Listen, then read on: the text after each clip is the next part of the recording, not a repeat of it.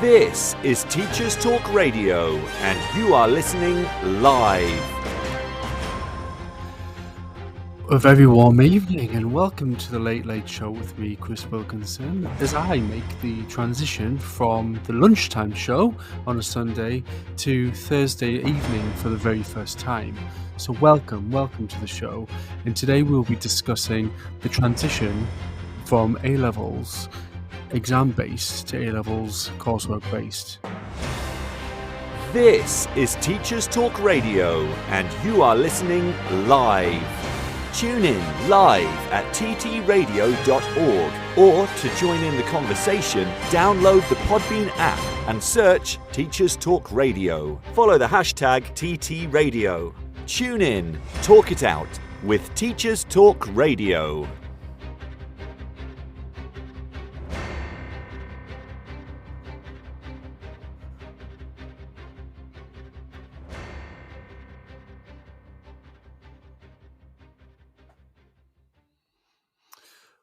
Well, welcome everyone to today's special episode of the Late Late Show, again with me, Chris Wilkinson. It's a pleasure to have you join me today as I embark on a journey beyond the curriculum that we currently know. It's a journey that is crucial for early success at university. Now, today's episode is particularly special as it stems from a thought-provoking conversation I recently had with a former student who left the college that I'm working at last year. She was an A-star student across the board who seemed to just float through A-levels. Now, she shared with me her struggles in transitioning from A-levels to university life, which highlighted to me the gaps in our education system when it comes to adequately preparing students for the challenges ahead. Now, this conversation sparked a deep introspection into the role of A-levels and the value in equipping students with the essential skills needed for success beyond the confines of exams. And it prompted me to question whether our current educational approach is truly preparing students for the multifaceted demands of higher education and the professional world, or quite simply, is it a hindrance? Now, throughout today's show, I invite you to join me in this exploration of essential skills as we seek to uncover ways in which we can better support students and our students in their journey towards academic and personal success. Now, your thoughts and insights are invaluable tonight as we navigate through these crucial discussions. So please feel free to get involved and please join in the conversation. However, before we delve into our main discussion, let's just take a moment to reflect on the significance of last week. So last Thursday marked the 80th anniversary of D-Day, and it was a pivotal moment in history that forever altered the course of World War II and the world as we know it today. And just really want to take a moment to just reach out to all the veterans who are with us today and the families who are still supporting those who are sadly no longer with us. And additionally, as Father Day approaches this weekend, it is a time to express our gratitude and appreciation for the fathers who've shaped our lives. Now, I know that my father reading to me every night until I could read myself is something that I could never repay. So the only way to do this, in which to replicate this, is to do the same for my daughter and his granddaughter. And trust me, I'm doing the best job I can with that.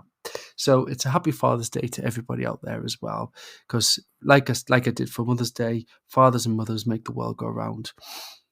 Now, today I want to start by sharing a recent conversation, like I said, I had with my former student. She came into the college, she came in last week just to have a chat about life since she left last year. And she said a few things that really struck a chord with me, and she expressed to me her struggles with transitioning to university life, citing a lack of preparation from her A-level education. Now, she was very clear that it wasn't any of the teachers or anything like that. It was just, we taught to a certain curriculum, and that curriculum just at times just did not prepare her for university life. And this really struck a chord with me because the things that we talked about were actually quite simple things, really. So I will get into the nitty-gritties later in terms of content and in terms of things like should it all just be exam based, but actually it was just even more simpler than that. She said she did her first assignment and she was fortunate enough to go to a university where they gave her the first, if you like, the first essay for free. It was almost do your best, we'll put it right, but next time we'll see how we go from there. And I know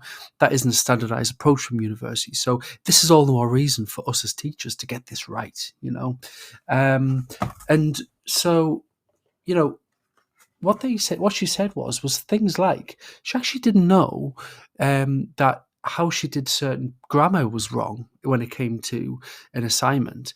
I don't know how to describe that really, but it was just more, the full stops and commas were obviously in the right place, but other things weren't quite right. Her references weren't quite right. And being the university that she went to, being a quite prestigious university, they were quite quick to pick up on this. And it shouldn't actually be about the prestige of university, because you would think that all universities did this, but this university particularly did this. And knowing the student as I do, she would have bummed out on that, because she likes to do things right. And even though she did everything right for the A level, it still wasn't enough for university. So it just led me to ponder the broader implications of our current education system.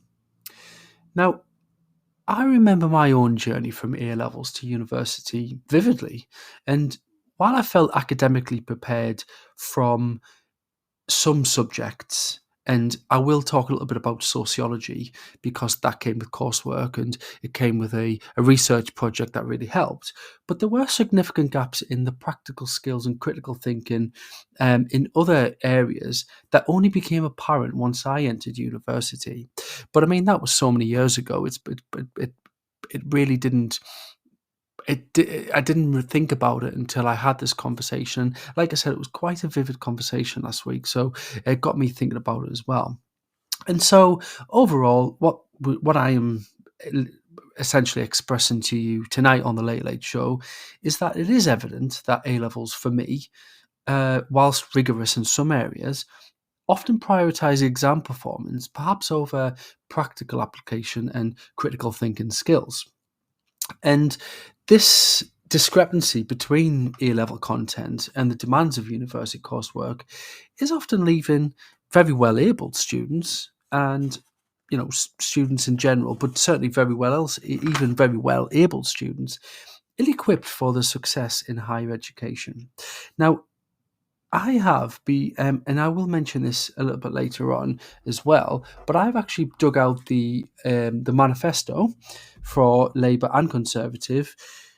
Labour's just been today, Conservatives was 2 days ago, and there's quite a bit of information on this. So perhaps maybe Sir Keir Starmer and Rishi Sunak had both, knew in advance that I was going to mention this tonight, and they wanted to get there before me, really, because why not? They have to, really, don't they, to keep ahead of the game. So I can credit them for some of the things that they've put on their manifesto. But addressing the need for change, it's clear that we need to reassess the purpose and structure of A levels. And so by incorporating more coursework, providing more adequate support for assignments, we can better prepare students for the challenges that they'll face at university. Now, just to be clear, listeners, this isn't about lowering standards, but rather adapting to the evolving needs of our students and the demands of higher education and also for the workplace. So this show isn't just about critiquing the state of A levels, it's about advocating for meaningful change that will benefit students. So, and universities as well, and just, generally society as a whole. So join me in this journey today as we explore essential skills beyond the curriculum and pave the way for a more inclusive and effective education system. Empowering education with Easy for You, where innovation meets accessibility.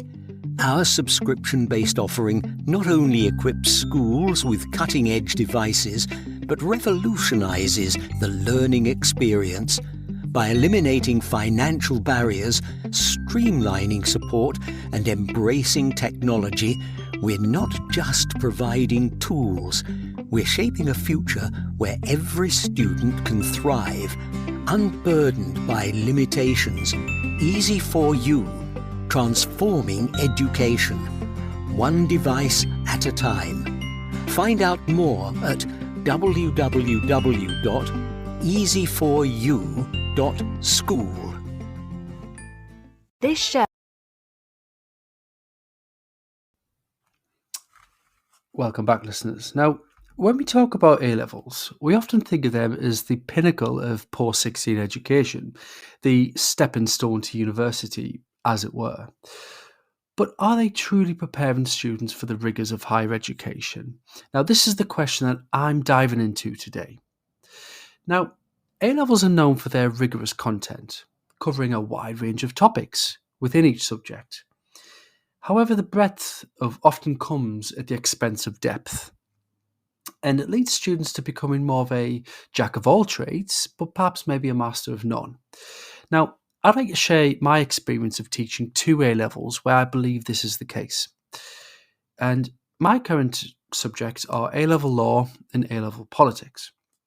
Now, in A-level law, students are expected to cover an extensive array of legal principles and areas. Now, this includes the vast areas of contract law, human rights, criminal, and the English legal system. Now, if I was to go through everything in the English legal system, it would be extensive. So trust me when I say that is an array of things. Now, a lot of this is just first year, not to mention the second year on top of that. So while this provides a broad overview, it often leaves little room for in-depth exploration of any one area.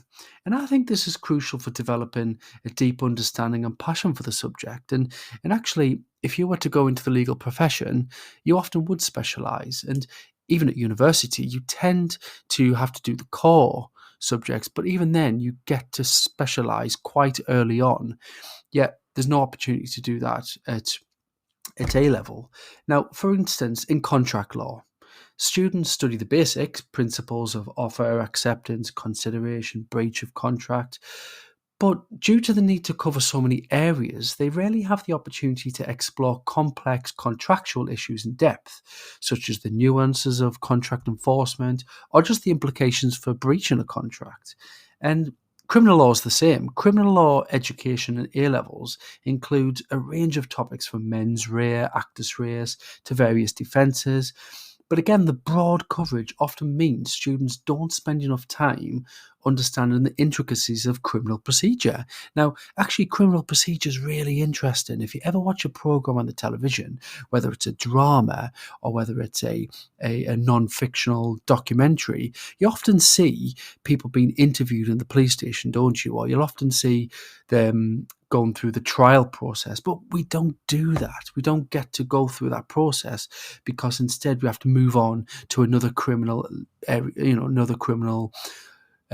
act rather than just focusing on one and going through the whole process. So, the psychology behind criminal behaviour or the impact of criminal law on society often gets overmissed as well. And, we do this in the first year at university. So, the standard is expected pretty much at the age of 18, but not at A-level. And it's like I say, it's just such a shame.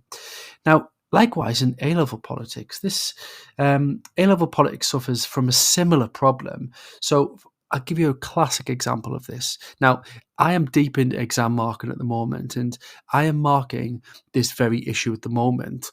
At 5 o'clock this morning, I'll be doing it when I finish tonight as an examiner to get them done. This particular issue. So politics students are introduced to various political ideologies and party policies, but the depth of understanding is often lacking. So for ideologies, students are expected to cram in to the curriculum liberalism, conservatism, socialism, feminism. They have to do all 4.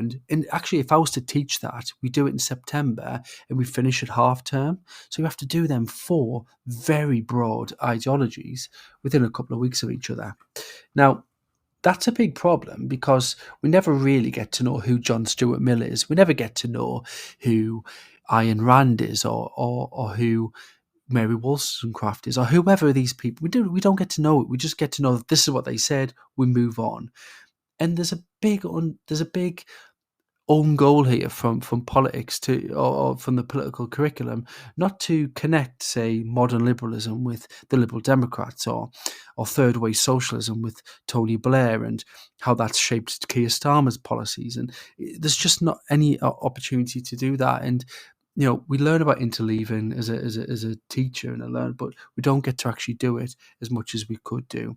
So we get to cram all these things into the curriculum, but it leaves students with a very superficial grasp of very complex political concepts. Now, you may be listening to this thinking, I don't know what you're talking about. Who's John Stuart Mill? Who's Ayn Rand?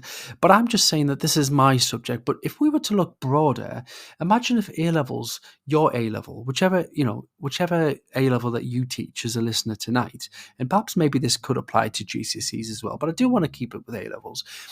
As you're listening to this, think about your A-level, okay? So imagine if A-level courses were redesigned to prioritize depth over breadth, okay? How would your A-level look if that was the case? How would we do that in your A-level?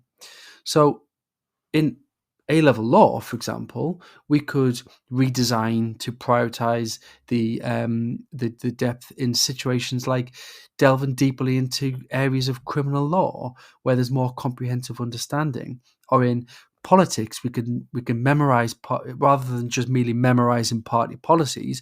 So students go into an exam going, Tony Blair, third way, John Major, One Nation, Boris Johnson, get Brexit done, rather than just reeling off these token campaign gestures.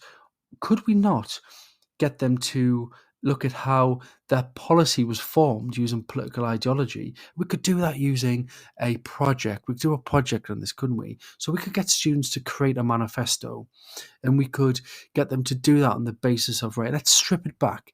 This is one type of conservatism. This is another type. Let's look at the two and let's create a manifesto. And that could totally be a piece of coursework. But again, I invite you to do this to your subject, okay? How could you do this in your subject? So just think about that as we're looking at this. Because in my subject, not only would that enhance their critical thinking skills, but it would also better prepare them for the analytical demands of university. But also A-levels can better equip students with the skills and knowledge needed to succeed beyond higher education as well. And, I remember my first work experience in a solicitor's firm. Yeah, I could reel off loads of cases and tell you what this case meant for that.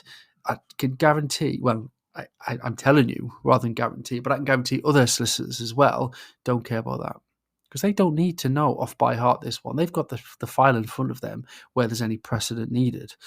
So why do we need to do that at the level that we're at? Why can't we do something else instead? And, it's just getting you to think, or it's getting us to think here that if students have a deep foundation in their chosen field, enabling them to engage in specialized research and critical thinking is missed here. And this disconnect means that many students arrive at university feeling unprepared and for the intensity that not just academic study is required, but actually workplace studying as well, and, learning how to think. So if we were if you were to redesign yours, how could we do this basically? Now, like I said, for A-level law, we could choose to focus on other things as well. But a deeper focus on specialization can also foster critical thinking, analytical skills. So when students are allowed to delve deeply into their subject area, they're more likely to engage in independent research, critical analysis, and thoughtful debate. All, I believe, are essential skills for university. Now, this approach also addresses the issue of content overload. Now, my students have got their last politics exam in the morning, and this is their third paper of 3, and obviously A-level teachers are sitting there going, yep, same in my subject. But when you weigh up the topics that they've had to learn and revise over the last couple of weeks, it's ridiculous. And do you know what, actually, at 11:30 tomorrow when they leave that exam, it'll just fall out of their head because they don't need to know it anymore. And it's a shame, because perhaps maybe the geography students who've done field work will remember that day out, and they will remember how, what that was, especially because our geography teacher takes them to a very well-known places, so that they are likely to go there again as an adult with their children, or maybe in the workplace, and that will trigger a memory and get them to think, I remember a skill from that, and it's, get them to do that rather than just leaving the exam, dropping out their head, game over. So again, this approach also addresses that issue. So by narrowing the focus, students can manage their workload more effectively, reducing the stress and allowing for more meaningful engagement with the material as well, while still being extremely challenging. And to a degree, I think T-Levels does this. I think T-Levels perhaps maybe, this is just my opinion, I've been working with some T-Level staff recently, and I'm doing so again tomorrow. And I tend to find that with the T-Levels, perhaps maybe it is a bit too much at first, or perhaps maybe it's something that T-level staff are struggling with at first, but they kind of have the right idea, don't they? They kind of have the idea of they've got this exam base, so they're still having to do externals where they need to have equipped with knowledge, but they get to do industry work experience, and they get to do field work that perhaps maybe works towards that as well. So there's a lot going on in T-Levels, but, and perhaps maybe, I'm not advocating that we do as much as that in our individual subjects, but a blend of that is certainly a better way, I think, of looking at this. And certainly that's the way I'm going to advertise it today. Now, what I plan on doing is I plan on assessing 5 key components that I've broken down to where there's a problem with the A-level structure. I believe that needs to be fixed. So join me in a moment to go through the 5 key components and the key areas that we can do to fix this in a moment. Empowering education with Easy for You, where innovation meets accessibility. Our subscription-based offering not only equips schools with cutting-edge devices, but revolutionizes the learning experience by eliminating financial barriers, streamlining support, and embracing technology. We're not just providing tools, we're shaping a future where every student can thrive, unburdened by limitations. Easy for You, transforming education, one device at a time. Find out more at www.easyforyou.school. This show is brought to you in partnership with John Catt Educational, publishers of professional development books and resources that support great teaching and learning in schools around the world. Don't miss out. Level up your professional development today and visit johncattbookshop.com to explore the full range of titles. Use the code JCTTR2425 for 20% off your order. Happy reading. Reading Solutions UK. Are you looking for best practices and innovative strategies to foster confident, lifelong readers? Join the free online International Reading Conference on the 11th, 12th and 13th of June. Hear from speakers like TV personality and education expert Basit Siddiqui, beloved children's author Michael Rosen, fluency expert Tim Rosinski, EEF specialist Chloe Butlin, the National Literacy Trust's Irene Picton, and a range of experienced practitioners, including MAT leaders, deputy heads, heads of English, high-level teaching assistants, and school librarians. Through the 3-day conference, speakers will explore a range of topics at the forefront of the current educational landscape, with sessions relevant for all educators and key stages. Visit Reading Solutions at readingsolutionsuk.co.uk for more information and to sign up for this free conference. Hi teachers, we're Apps for Good, and we give schools like yours free introductory computing courses. Our courses are for everyone, including those who aren't computing teachers, and they're fully equipped with resources mapped to the UK computing curriculum. Independent learning is central to our courses. Your students will develop essential and digital skills by working in teams to create prototype apps for good. We'll even connect you with industry volunteers to give real-world feedback. Let's empower every young person you teach to shape their future with technology. Speak to us at www.appsforgood.org. This is Teachers Talk Radio, and this is Teachers Talk Radio News.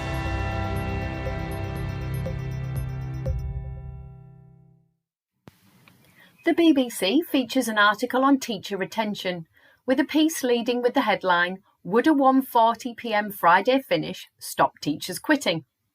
The article reports on troubling statistics which reveal that the number of empty teaching posts in England has more than doubled in the past 3 years, according to recent official figures.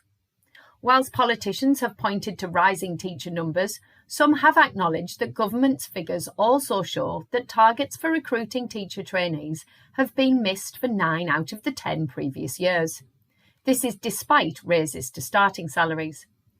Teacher recruitment has featured in election campaigns, with Labour promising 6,500 more teachers and the Lib Dems also saying they would invest in more. Giving teachers an early finish on a Friday or a day off every other week have been amongst ideas schools themselves are considering. The article features comments from one former teacher who recently left the profession. She said in the report that leaving to protect her physical and mental health after experiencing anxiety had been the best decision she'd ever made, and that this was despite support being offered by her school. She was also overwhelmed by workload. Annual figures released by the Department for Education at the start of June cover the academic year 2023 to 24. They show that on top of rising vacancy rates, the proportion of state school teachers leaving the sector is at its highest since 2010, with 39,971 teachers leaving. This represents 8.8% of the workforce and does not include those who have retired or died. A report in May by the Education Select Committee said recruitment and retention was a persistent challenge. Early Friday finishes have been trialled by a school in London. Lessons begin at 9 a.m. and finish at 4 p.m. Monday to Thursday, so no learning time is lost. The head teacher said the response from staff and students was positive, and it had helped the school support well-being for all. Full details of the report can be found on the BBC News website.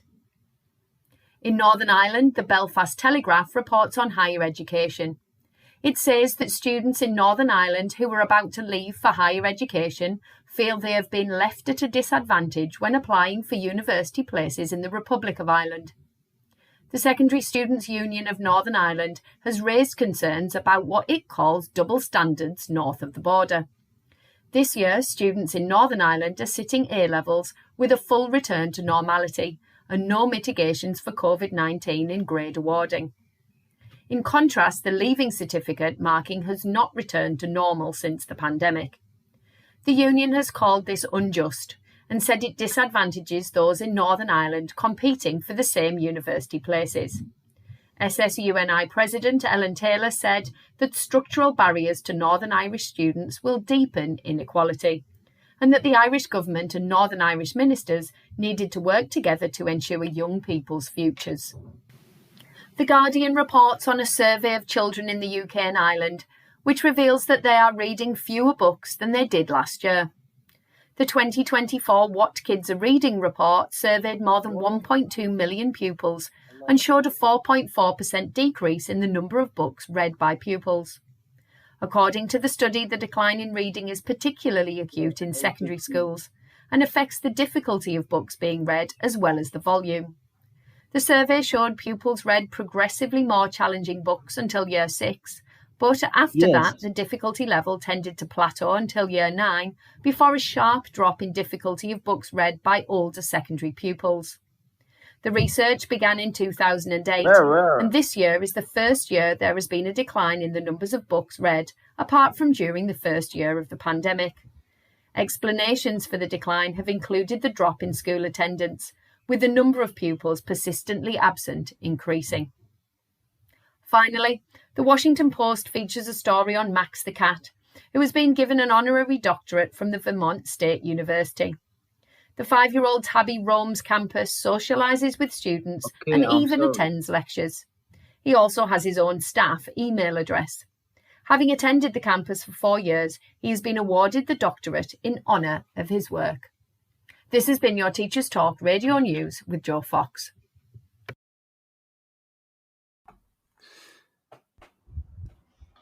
Welcome back, everyone. Thank you very much for joining me tonight on the Late Late Show with me, Chris Wilkinson.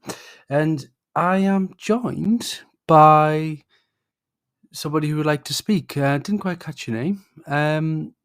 Would you like to come on to the show? How are you, Chris? Hello. Can I take your name? What? Can I take your name, please? My name is Ali. I'm from Iraq. I'm a pharmacist. Okay. Would you like to speak? I'm sorry, my English not very good. Okay, no problem. I'm download this program. I'm new in this program. Okay, well, not a problem. Welcome. I will just mute you. If you would like to just listen through, if you would like to comment at the end, please feel free to. Okay. I will comment on you, and okay. Every day I will listen your live. Okay, no problem. So welcome back, everyone. Welcome to this show. And one of the in addition to the A-level content, I'd like just to address the problem with the A-level structures and everything that's going on with the A-level structure that could perhaps cause problems for future university students. Now, I've broken it down into 5 components. Now, the first one, and I think the principal one, the main one for me, is the lack of coursework. Okay? Now, one of the primary issues with the current A-level structure is the lack of coursework, because unlike many university courses, which heavily emphasizes ongoing assessment and coursework, A-level still tends to rely heavily on final exams. Now, while exams can be an effective assessment tool, like we've said, they may not fully capture a student's ability or provide a comprehensive understanding of a subject. So, with limited coursework and insufficient support for assignments, students are left to navigate the complexities of university-level work, often unaided. Now, like I said, you may go to a university, or they may go to a university where they're given that support at first, but it's not a guaranteed thing. And the general expectation in some places is that they are just expected to do that. Now, imagine if all A-levels included coursework. This would ensure that every student receives essential preparation for the demands of higher education, because we would, as teachers, be equipped, or we would be equipping them with that, because it would be part of the planning process, be part of the delivery, that we prepare them for the coursework element. Now, I actually conducted a poll with the help of Hannah in the Teachers Talk Radio team on X, obviously formerly known as Twitter, where 153 people responded. In fact, it might have actually gone up since our last look, but just towards the end of the poll, 153 people have responded, and the results were quite revealing. So the question I asked was, should A-levels be reformed from being all exams? Now, I actually looked at this question again this morning when I looked at the final poll, and I think there was a chance that perhaps maybe that the question was maybe it could have been interpreted in 2 ways, should we say. Now, what I was trying to get from the question was, should A-levels be all exam-based? Or if not, what should be the alternatives? Now, what people might have seen this as being is, should we not have exams at all, and should there be an alternative? Now, what I was trying to get at was, should it be all exams, or should there be some alternative, and or should there be in addition to exams something else? Now, I am not advocating to remove exams, just to be clear on that. I just think a little bit like history, perhaps maybe a little bit like geography, film studies, some of the subjects that I know has coursework. Perhaps maybe them students are just a little bit more prepared. Now, I don't know if perhaps maybe Tom thinks otherwise, or others, being a history teachers, that whether that does prepare them with feedback from students who go. But I just know that my student didn't do any coursework, and I thought that. Now, the poll, so going back to the poll, it said 58.2% of people said that A levels should be reformed. So that left 41.8% saying that they should not be reformed. So based on this poll, that tells me that I'm not exactly, flying, I might be flying the flag for some changes, but other people are still quite firmly stand fast on exams. And of course, that's fine. I mean, we're used to that. So, and I'm not in the overwhelming majority, I guess is what I'm trying to say. But what we are saying is that 41% think that it should not be reformed. And when I digged in at the comments, one teacher said that they would be happy to go away from exams slightly, but AI would be a problem as coursework can be compromised. And so to which I responded that this is a wider issue that also needs to be addressed. So we're already having this in other areas anyway. We do need to address AI, and I don't personally think that that's enough of a reason to move away, or not have coursework because of that. We just need to grasp the nettle when it comes to AI, I think. Another teacher proposed a more project-based assessment, so similar to the extended project qualification, where perhaps maybe log ideas and do something like that. Now, I actually quite like that idea of doing something similar to the extended project. I teach extended project, and I know that they're able to do whatever they want, and perhaps maybe within a limit, I could ask my students to maybe, again, do something within the realms of political parties, whether that's create a manifesto. In law, it could be we have to do a mock trial, for example, or we have to prepare for one, and they could take the position of a solicitor, they could take the position of a judge or something where they have a bit of flexibility. And Extended Project does offer that, and I do think that is an option. So clearly there's an appetite for reform. Now, the second one is that there's limited opportunity for skill development. I think this is another drawback of exam-centric approach, because it provides for limited skill development. So coursework allows for students to engage in research, critical analysis and independent thinking, and skills that are essential for success in higher education beyond. So by neglecting coursework, we're missing a valuable opportunity to cultivate these vital skills in our students. So it kind of links with the first point, but this next one is completely different altogether. And I actually think that for the third part is that there's unequal support for assignments. So the lack of support for assignments in A levels can exacerbate existing inequalities among students. So some students may have access to resources and support networks that help them with coursework, while others may struggle without adequate guidance.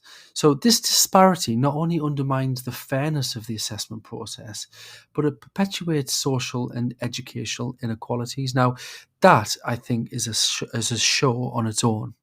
And given the time that we have, I can't really go into too more detail, but I'm tapping on the door for that one and saying one day we're going to open that box and we're going to have a look and see really why it does lead to unequal, or inequalities within students. I think the fourth one is huge. We don't have a real world relevance when it comes to A-levels at times. And so a further concern is the disconnect between A-level assessments and real world applications. I've already suggested this earlier on in the show, that many university students require students to apply their knowledge in practical settings. So, geography, chemistry, and actually, guess what? Even law, even politics, even sociology. So whether that's through projects, presentations, or group work. So by focusing primarily on exams, A-levels can fail to adequately prepare students for the demand of higher education and the workforce, most notably things like teamwork.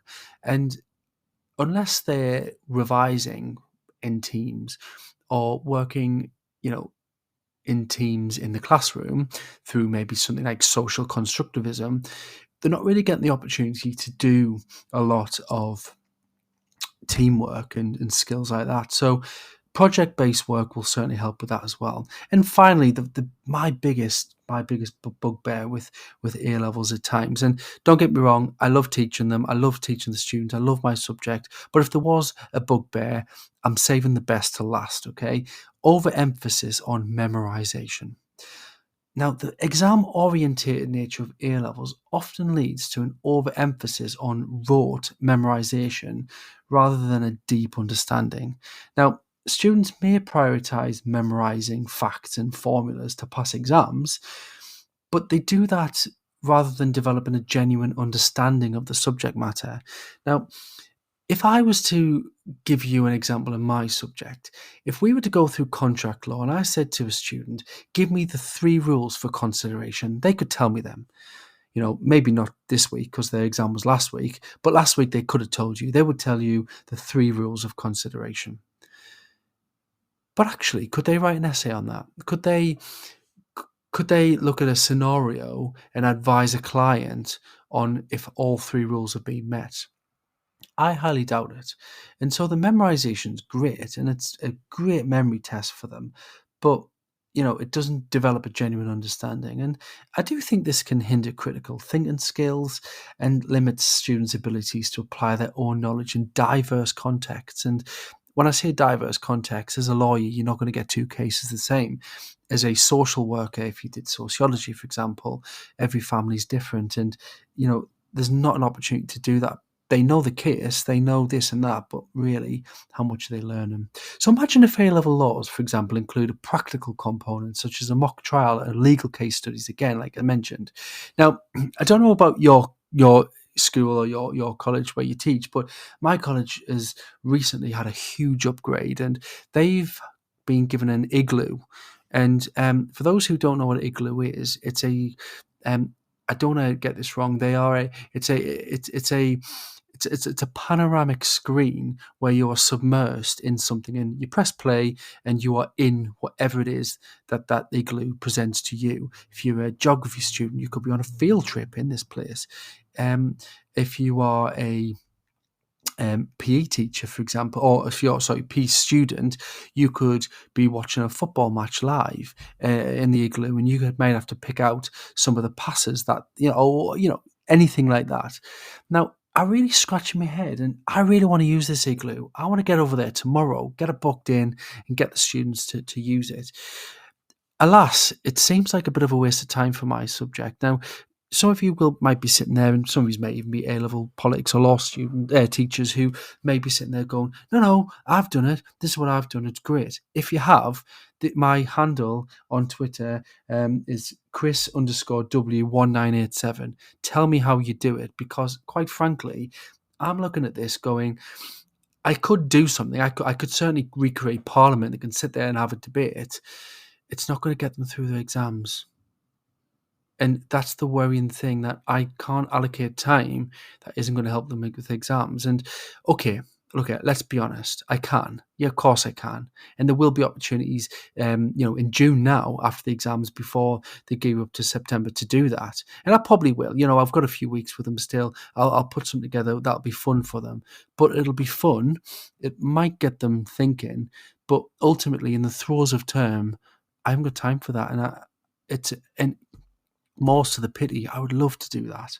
And I'm really worried that A-levels will forever do this. Now, what I want to do is I want to take the final break, but when I come back, I want to tell you a few things that the Labour Party and the Conservative Party are looking to do in the next, after the election. Maybe focus a bit more on Labour, given the current poll suggestion, but that's not for me to say that I am advocating Labour or I'm supporting Labour. What I'm basically saying is that, given the polls the way they are, it seems that Labour might be the best party to form a government. So we'll take a look at both anyway, but more emphasis on Labour and look at how they plan on dealing with this. And I'm actually getting a little bit excited about it, because it sounds like they may well they may well be doing stuff that I think they want, that they could be doing anyway. But actually, so might be the Conservatives. So we're back in a moment, and I'll share more with you. Empowering education with Easy for You, where innovation meets accessibility. Our subscription-based offering not only equips schools with cutting-edge devices, but revolutionizes the learning experience by eliminating financial barriers, streamlining support, and embracing technology. We're not just providing tools, we're shaping a future where every student can thrive, unburdened by limitations. Easy for You, transforming education, one device at a time. Find out more at www.easyforyou.school. This show is brought to you in partnership with John Catt Educational, publishers of professional development books and resources that support great teaching and learning in schools around the world. Don't miss out. Level up your professional development today and visit johncattbookshop.com to explore the full range of titles. Use the code JCTTR2425 for 20% off your order. Happy reading. Reading Solutions UK. Are you looking for best practices and innovative strategies to foster confident, lifelong readers? Join the free online International Reading Conference on the 11th, 12th and 13th of June.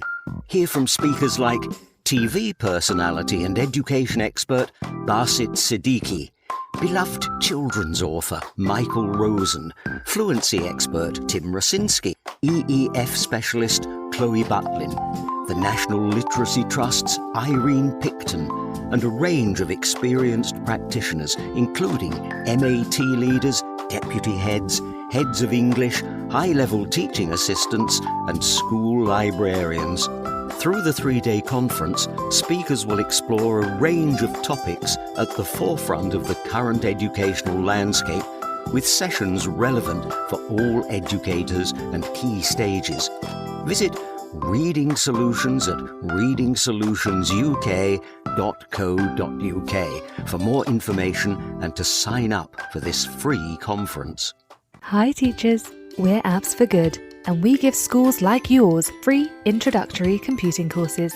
Our courses are for everyone, including those who aren't computing teachers, and they're fully equipped with resources mapped to the UK computing curriculum.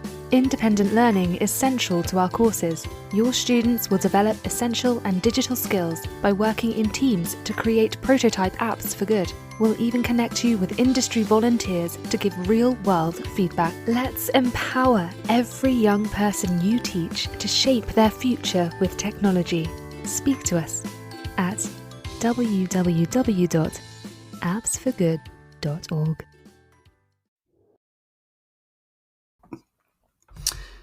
Welcome back to the final part of the Late Late Show with me, Chris Wilkinson. And just before the break there, I just mentioned that I had a few points to make around about perhaps maybe where education's going. And I just want to make the point that actually when I was doing A-levels, there was more emphasis on coursework at the time. And for anyone teaching A-level sociology now, you may remember the time when sociology was part of the coursework. And the shift towards coursework during that period was instrumental in shaping my approach to learning and preparing me for the Challenger University. So unlike traditional exams, coursework encouraged me to delve deeper into the topics, conduct extensive research, and think critically about real-world issues. And I still remember the project today, the sociology project. I had to explore the dynamics of education within my own family through interviews and analysis. I had to ask my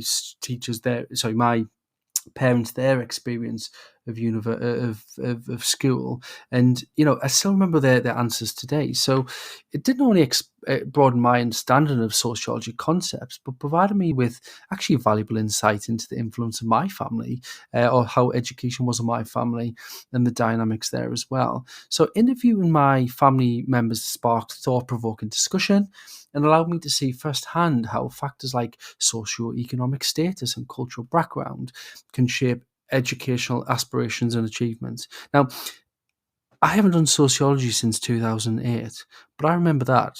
as it was yesterday, sitting on the kitchen table, recording it, and it just sparks a memory, really. And synthesizing the data afterwards challenged me to critically evaluate the existing theories. And again, just it's there. It never leaves you at that point. So it helped me. I appreciate it doesn't apply to everyone, but that's certainly my experience of it. And I do think that I've just got the manifestos in front of me here. I do think that there's an appetite from both parties to go back to that. Now, if I start with Labour, a few things that they want to do. So of the manifesto released today, I think 20 points relate to young people or education, or both for that matter.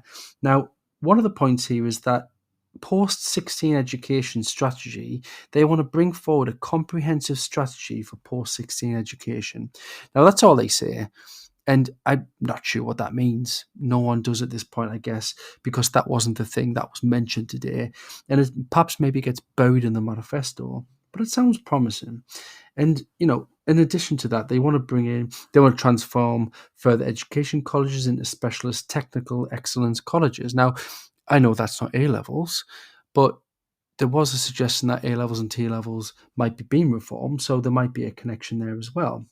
But going through a few more, looking at this is a great one. They want to develop a modern curriculum to prepare young people for work and life.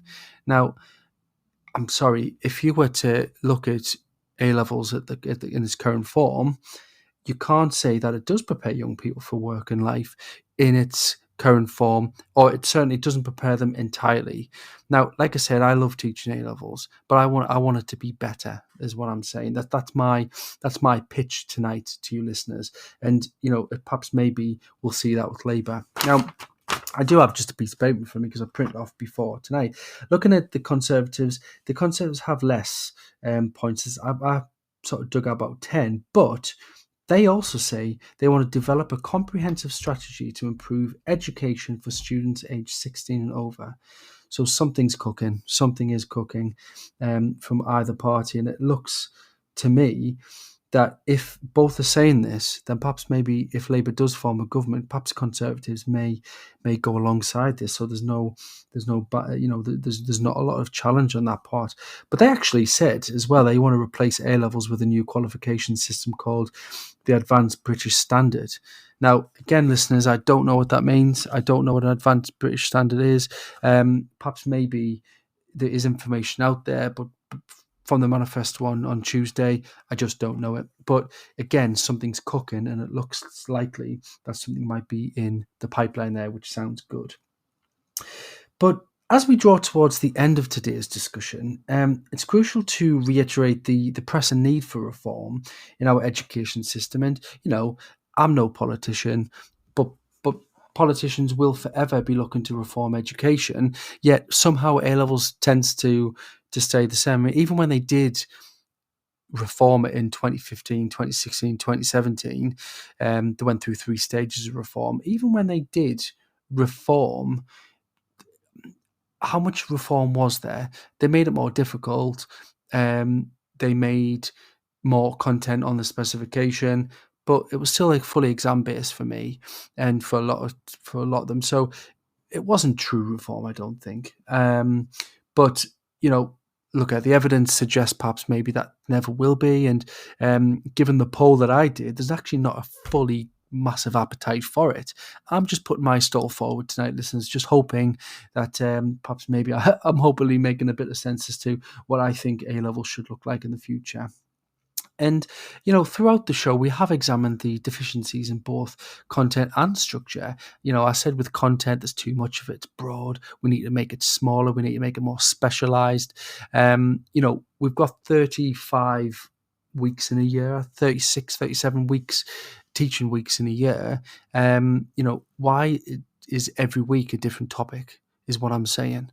Why can't we spend 3 or 4 weeks on one topic, but rather than it just purely being exam-based, why can't we make a project? And Tom made a really good point earlier, so thank you, Tom, for the comments you made on the chat. You made the point that, you think people may want reform, but it's increasing workload, and they'd be worried about that. And, it's absolutely a fair point. And I do think that perhaps maybe of the 42% of people who didn't want A levels to be reformed, perhaps maybe that's entered their thoughts. And I think that's a good point. I think it's fair. I would advocate that as an EPQ supervisor, and I think anybody who's listening as an EPQ supervisor may agree that actually we do less work as an EPQ supervisor, because what we do is we have them in class, we get them to fill in I say we. Everyone does it differently, I guess. But I have a good track record for EPQ, and my secret is they do all the independent work outside, and I spend that hour and a half just going through, having one-to-ones with them, checking it, not necessarily understanding everything they write, because they might be doing something on chemistry based or whatever, but I know exactly what they need to do to get over the line to get good marks. And likewise, if I had students doing politics project and they did something on, say, global politics that affected, I don't know, North Korea, or that's not my specialism, but I do know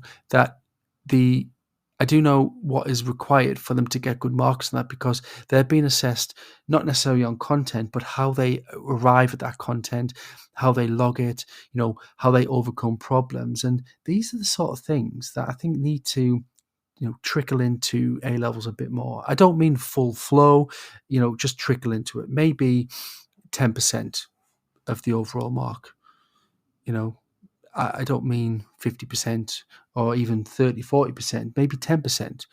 A couple of weeks on a project, and that project is something that perhaps maybe they will focus on at university, something that they maybe have to reference, that they have to submit to Turnitin, just all these different things that they're going to have to expect to do at university. And I think it's abundantly clear that this change is long overdue. So our world is evolving at an unprecedented pace, and with it, the demands placed on our future generations. So to thrive in this dynamic landscape, our education system must adapt accordingly. So A-levels, as they currently stand, I believe simply do not equip students with the breadth and depth of skills needed for success beyond the classroom, likewise equipping them for the real world. University education is not just about regurgitating facts in an exam hall. It's about critical thinking, problem solving, collaboration, effective communication, skills that are just sorely lacking in the current A-level curriculum.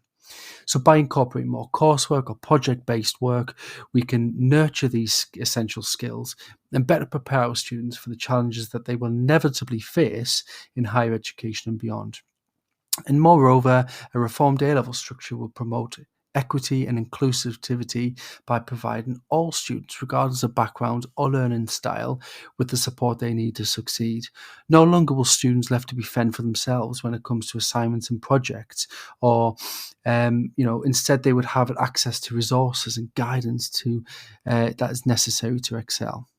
So to draw a conclusion to the show tonight, listeners, I believe it's evident that the time for change is now. We cannot afford to cling to outdated educational practices that I believe fail to serve the needs of our students. It's incumbent on us as educators and policymakers listening, maybe not tonight, but policymakers listening to, to recommendations from head teachers, from educators. It's incumbent on us all to advocate for a more holistic approach to A-levels, one that prioritises not just exam results, but the development of well-rounded individuals equipped to navigate an increasingly complex world. So let us stand together and demand a bright future for our students, one where A-levels can truly prepare them for the journey ahead. So thank you for joining me on this important discussion. Let's continue this conversation as we move forward. My Twitter handle, again, just to give it one more time, is Chris, CHRIS _W1987. And I will put a post out after this if you want to keep the conversation going. Until next time, thank you very much for your time tonight.